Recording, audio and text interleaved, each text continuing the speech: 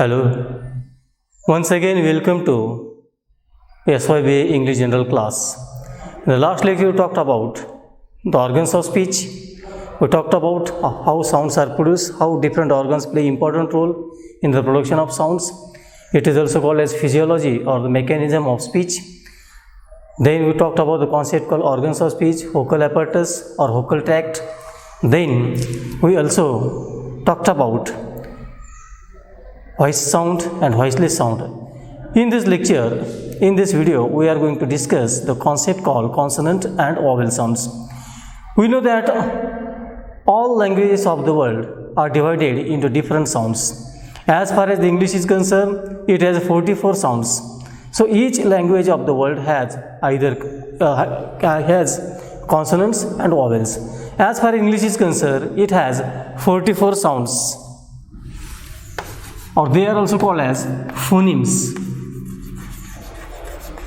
So English has 44 phonemes. These 44 phonemes have been divided into two categories. They have been placed into two heads, that is consonants and vowels.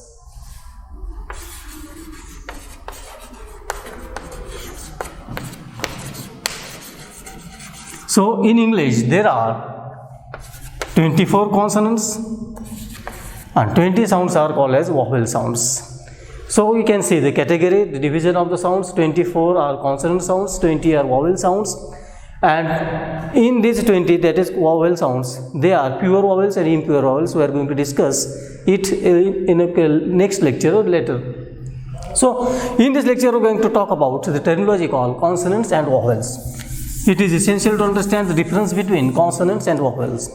So we know that for the production of sounds, the organs of speech play important role. When the air stream passes without obstructions through our oral cavity, the sounds we get are called as vowel sounds. And when the air stream is obstructed, when the air stream is restricted by organs of speech in oral cavity, the sounds we get are called as consonant sounds. It means, in short, remember, we have to keep in mind that when air stream is obstructed in our oral cavity, the sounds produced are called as consonant sounds. When air stream that comes out through our lungs into the oral cavity and it passes without any disturbance, it is called as vowel sounds. So for the production of consonant sounds, there should be some disturbance to air in our oral cavity. As far as the production of consonant sounds are concerned, air stream that comes out through our lungs, it passes through oral cavity without any disturbance, means the air stream is not disturbed by any organs of speech at the time of production of vowel sounds. On the contrary, air stream is obstructed at the time of production of consonant sounds. So you can see there 24 consonants, there is some sort of disturbance, there is some sort of obstruction is caused during the production of consonant sounds. So these are the major difference between consonants and vowel sounds. So we are going to talk about how we can classify the sounds which is called as consonants. So as far as the classification of consonants are concerned, there are three things.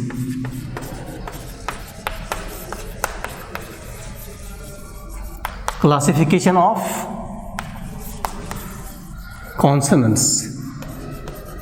As I told you, there are 24 consonants and they are classified.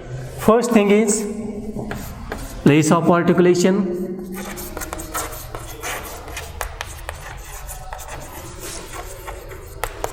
Second aspect is manner of articulation.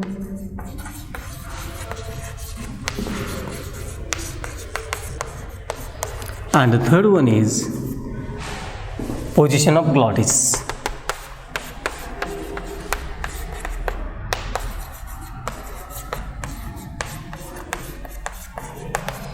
So place of articulation refers to which organs of speech come together at the time of production of consonants. Manner of articulation tells us about how air stream passes when the organs of speech are separated or when they are driven apart.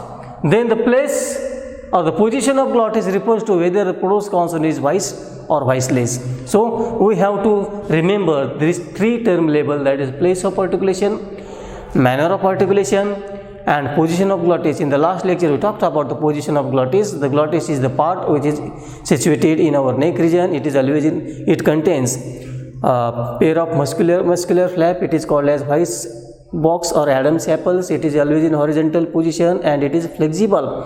When airstream comes through the glottis, if it is wide apart, it will not create vibration, and when airstream vibrates the vocal cords, because its position changes, come closer, so the sounds we received is voiced sound. So here the position of the glottis, whether it is wide apart, whether it is a closed one, it helps us to understand whether the produced sound is voiced or voiceless sound. So for the production of voice sound, it is the vibration is felt by the vocal cords. So whenever there will be vibration at our vocal cords in the neck region, the sounds produced will be voiced sound, and when there will be when the sound passes without vibrating the vocal cords, it will be called as voiceless sound. So position of glottis will tell us about whether the sound is voiced or voiceless. In the last lecture we talked about there are just 9 sounds. They are p, t, k, ch, sh, s, f, th, h. I repeat, p, t, k, ch, sh, s, f, th, and h. Only these sounds are 9 sounds. Only these 9 sounds are voiceless sound. All other sounds, including other consonants and vowel sounds, are voiced sounds. So we are going to discuss place of articulation.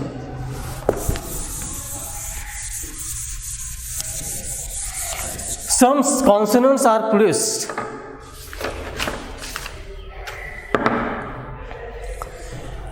by using our lips. They are also called as labial sounds. So in classification, according to the articulation of place of articulation, we have to remember active articulator and passive articulator. The active articulator is articulator which is flexible, which moves toward the passive articulator. In labial sounds, the sounds which are produced with the help of 2 lips are called as labial. When the 2 lips come together for the production of sounds, they are called as bilabial. Bi means 2, labial means lips. When lower lip and upper lips comes together to create a sound, such sounds are called as bilabial sound. English has 3 sounds. They are p, b, and m.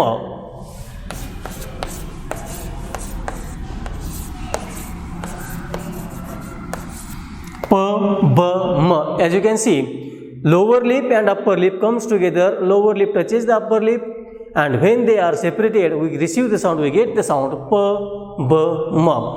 These sounds are called as bilabial sounds or labial sounds. So English has 3 labial sounds or bilabial sounds. They are p, b, m.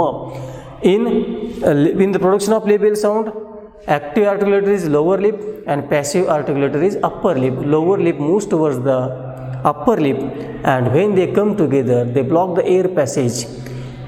Air does not come out through our mouth, because lip locks or lip blockage.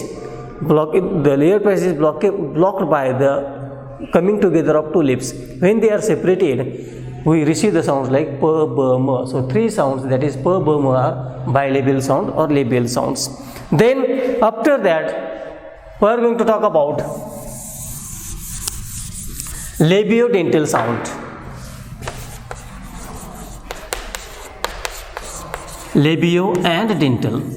So labio means lips and dental means, meaning of dental, teeth. So here in labiodental sound, the lower lip is active articulator, and our teeth, upper teeth, is passive articulator. So lower lip moves toward the direction of upper teeth or the dental cavity for the production of certain sounds. For example, English sounds f and v sound like f and f. You can see the lower lip moves towards the direction of upper teeth, and we get the sound like as in fan, as in face, as in fan. So labiodental sounds, they are produced with the help of lip and teeth. That is why it is called as labiodental. Two organs come together, that is labio and teeth.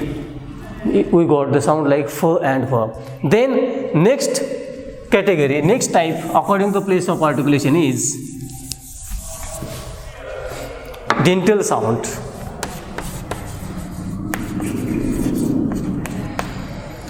For the production of dental sound,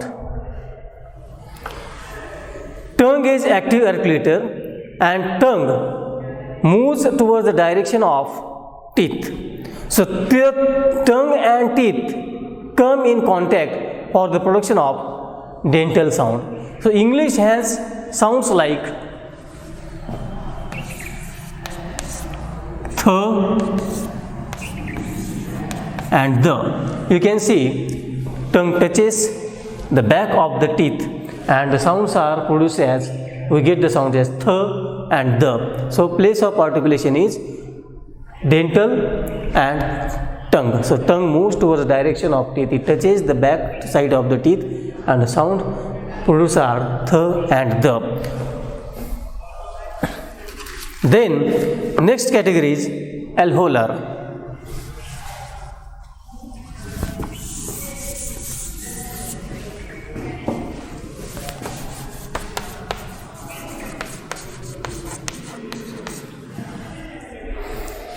The sounds that are articulated when the tip of the tongue touches the alveolar ridge. Now you can see here tip of the tongue is active articulator and the alveolar ridge is passive articulator. The tongue moves towards the direction of alveolar ridge for the production of sounds. So alveolar sounds are produced when tongue touches the teeth ridge. So we get the sounds like, there are certain sounds like 6 sounds are there. They are t, d, s, j, n and l. I will write here t, d, s, j, n and l. So you can see here active articulator is tongue and passive articulator is teeth ridge. Tongue goes towards moves towards the teeth ridge, and when they are separated, we get the sound like t, d, s, z, n and l. So these 6 sounds are called as alveolar sounds. After alveolar sound,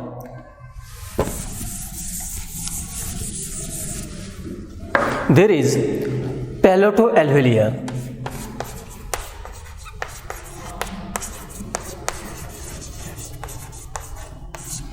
So here you can see the sounds that are produced by using tongue moves towards the palate and alveolar for the production of sounds. Such sounds are called as palato-alveolar.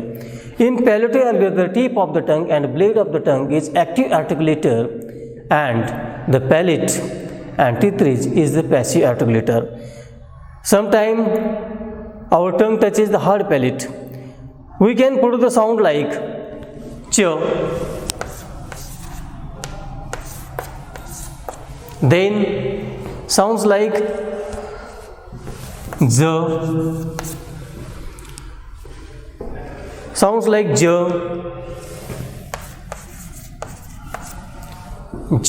as a tongue moves toward the blade of the tongue of the teeth moves toward the hard palate and it touches the hard palate, and when they are separated, when the tongue comes back to its normal position, we get the sound like ch, z, j. So these are the palato-alveolar sounds. Then next one is retroflex.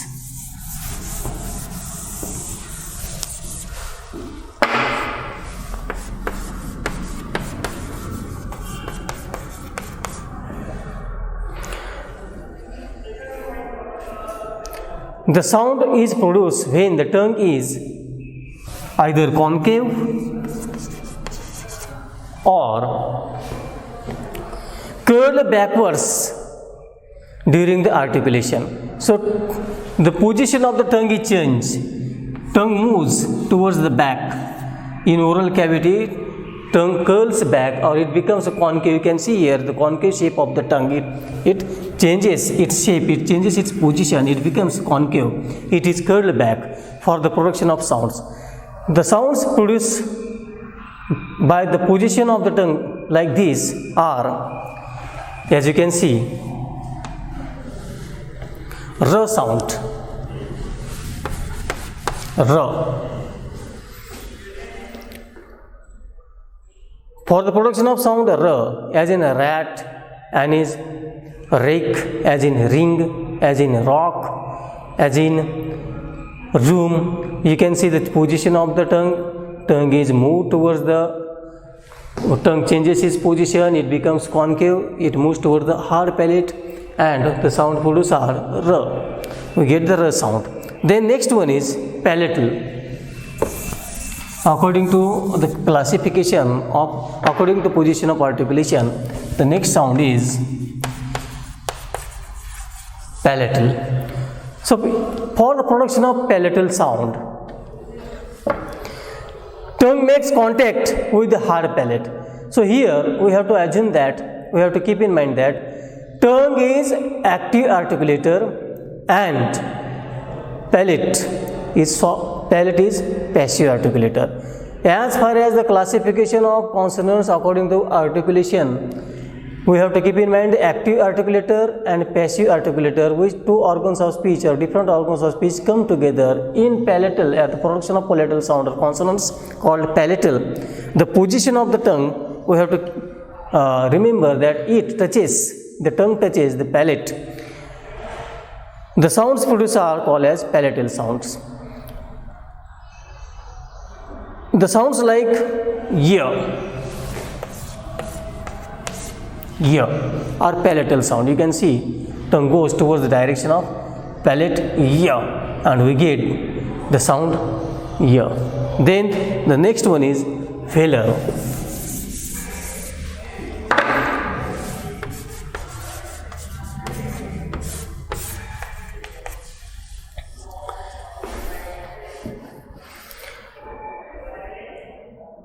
For the production of sounds called velum or the velar, the tongue of back of the tongue touches the soft palate, which is also called as velum. So soft palate is passive articulator. Soft palate is also called as velum, and the tongue is active articulator. Remember, lower lip and tongue are called as active articulator because they change their positions. Then for the production of sounds, which we call as velar or velum, the tongue, back of the tongue touches the palate. The sounds articulator are called velar sounds. The English language has many velar sounds. Now we can see the sounds like k,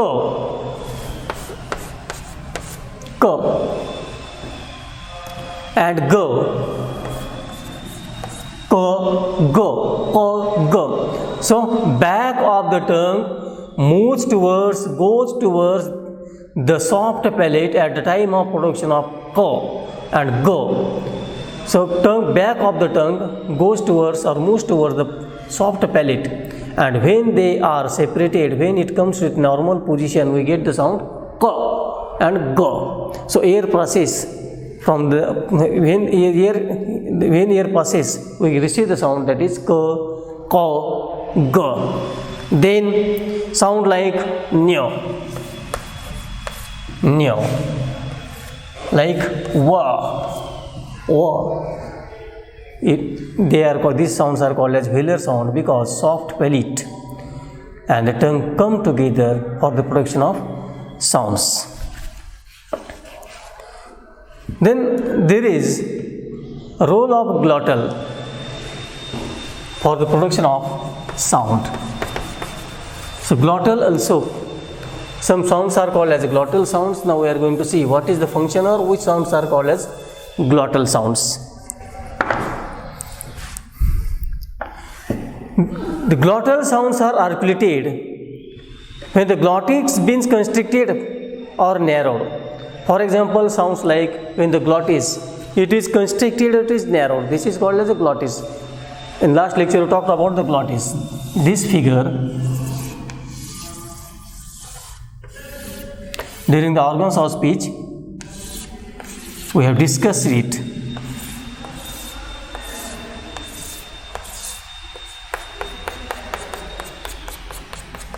So this opening, these are the vocal cords, and the opening between them, this opening is called as glottis. When this glottis comes together, when this glottis is constricted and ear stream is blocked, and the sounds produced are called as glottal sound. For example, English has how. How is glottal sound. So we have to keep in mind how the sounds are articulated, how consonants are articulated in this first category, that is manner of articulation. We discuss how role of how important is our lips. Then we talked about how the dental sounds are produced.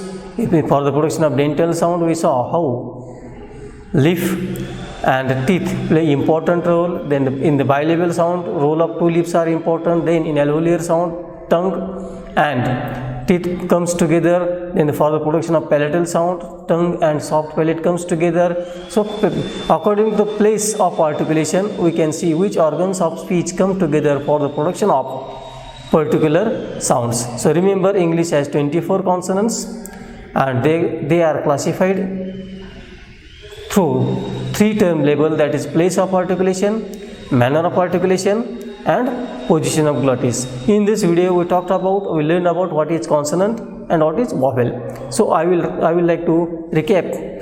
The consonant sound is a sound which is produced when air stream is obstructed into the oral cavity by different organs of speech.